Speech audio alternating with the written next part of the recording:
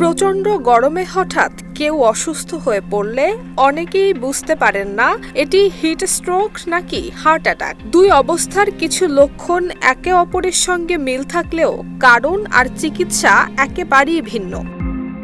বিশ্ব স্বাস্থ্য সংস্থার তথ্য অনুযায়ী শরীর যখন নিজের তাপমাত্রা নিয়ন্ত্রণ করতে ব্যর্থ হয় তখন হিট স্ট্রোকের ঝুঁকি তৈরি হয়। সাধারণত দীর্ঘ সময় রোদে থাকা, অতিরিক্ত গরম পরিবেশে কাজ করা কিংবা শরীরে পানির ঘাটতির কারণে এই অবস্থা দেখা দেয়। হিট স্ট্রোকে শরীরের তাপমাত্রা 40 ডিগ্রি সেলসিয়াসেরও বেশি হতে পারে। আক্রান্ত ব্যক্তির মাথা ঘোরা, তীব্র মাথা ব্যথা, বিভ্রান্তি, বমি বমি ভাব, দুর্বলতা এবং দ্রুত হৃদস্পন্দনের মতো লক্ষণ দেখা যায়। গুরুতর অবস্থায় রোগী অচেতন হয়ে যেতে পারেন কিংবা ঘটতে পারে খিঁচুনির মতো ঘটনা। অন্যদিকে হার্ট অ্যাটাক ঘটে যখন হৃৎপিণ্ডে রক্ত চলাচল বাধাগ্রস্ত হয় এবং হৃৎপেশি পর্যাপ্ত অক্সিজেন পায় না।